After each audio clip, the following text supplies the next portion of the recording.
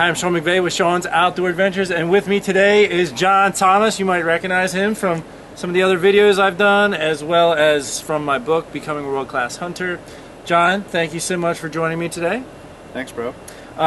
So today we're just sharing a story. We don't have the actual video footage of the hunt of this beautiful 8-pointer you got back here, but this was always a story that I enjoyed, and I just wanted to share it with other people. And so just to give you a little background, John and I met about 15 years ago. Now those of you who have been following me and know my story, after college I went into a religious order of like monks, and trying to figure out if that was like my calling in life.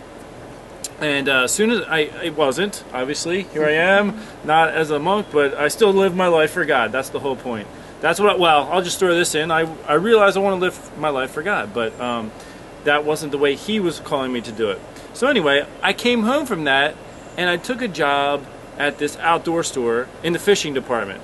And when I get there, I meet this guy right here. So, you know, we just hang out behind the counter, and there's a lot of downtime where there's nobody in the store, and we would just, you know, share stories. And so, you know, John was, I think you were really getting into the bow hunting end of things around that time. I was just entering it. Yeah, you're just getting into it. And so, all right, I want you to take over here and just kind of tell the story like you were telling me, like back in those days. Like, so tell me what happened. All right. So the property that I harvested him at was only about an eighth of a mile down the street from where I currently live right now. Where we're sitting right here. And the property is owned by a very, very close family, friends of mine. Right. And they knew that, you know, I was just getting into the bow hunting, and they had given me permission to hunt their property. So that, and normally I don't think they don't give they don't give people permission to hunt the property. Just like pretty much just themselves and blood. Right.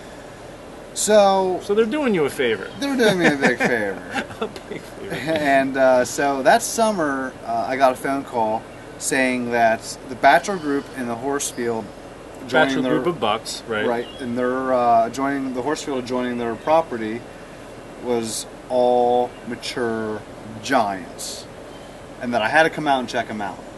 So I did, and I forget how many there were, but there had to be at least 8, and I'm talking all Pope and Young giants. So you're drooling, you're salivating, gosh, you're like, give me a napkin, heaven. I'm a mess right here.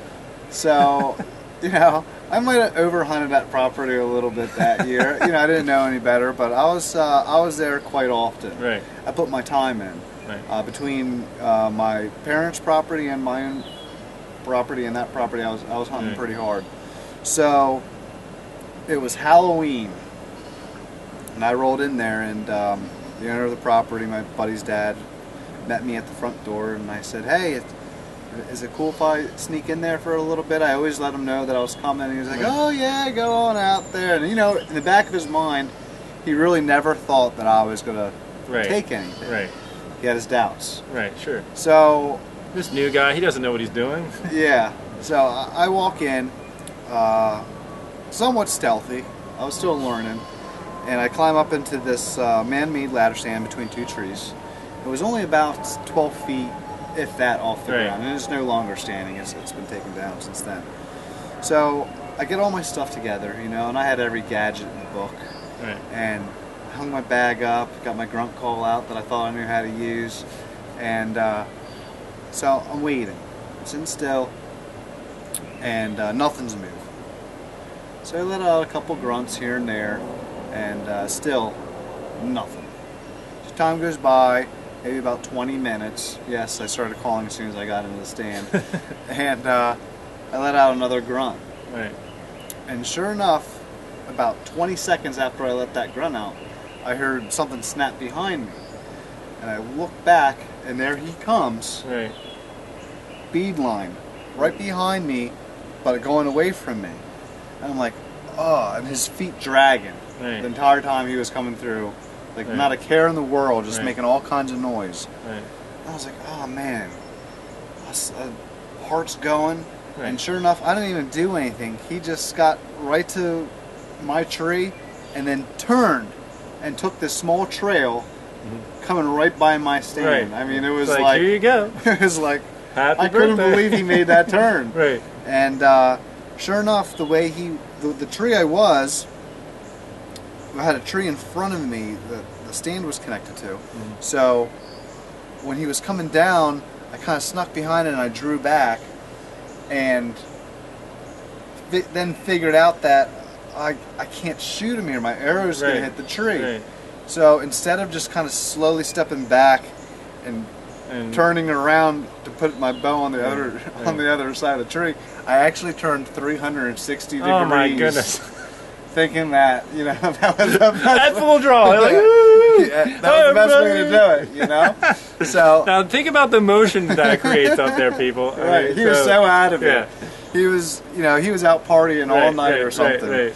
So I get around, and sure enough, he walks right by me at like 12 yards. Right. And I gave him my meh, and he stopped, just like the videos. Right. And I let it fly, and it didn't pass through. Right.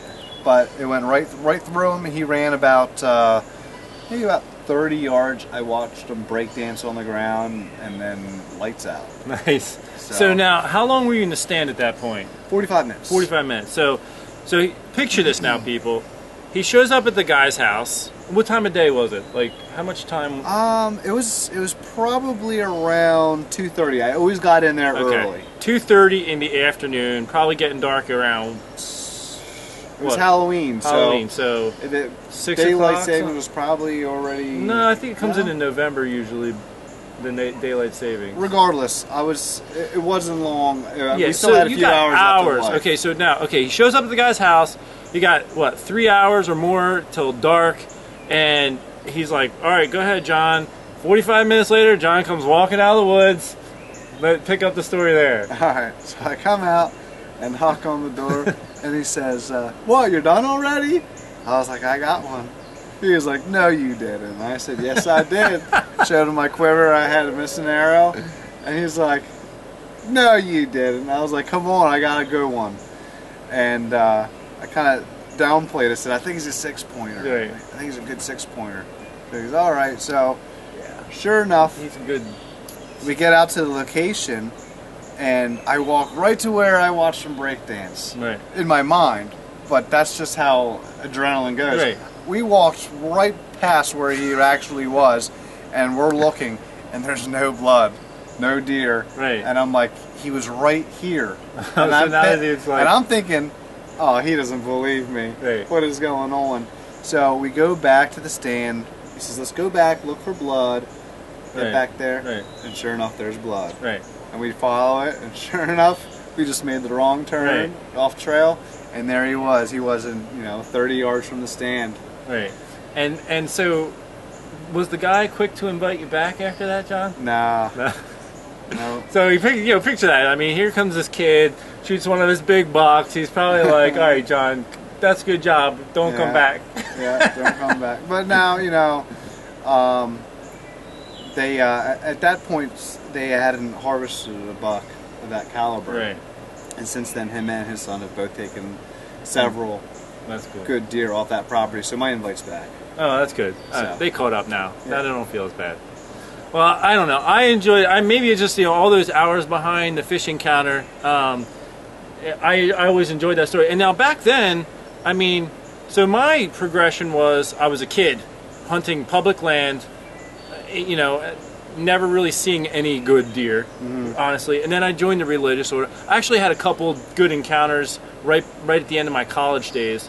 But not quite as nice as this buck, but some that were decent. And and then I went into the religious order, came out, and see this buck that John shot, and to me, I was like, that thing is just enormous, And so it was just kind of funny the way it all played out. So I always enjoyed the story.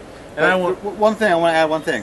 If I could go back and change one thing about that hunt, my adrenaline rush was so intense after the shot that I actually had to drop to my knees on the stand to catch my breath and my balance. Yeah. And as I was trying to, regain my composure, I heard another heavy-footed deer walking behind me. Right.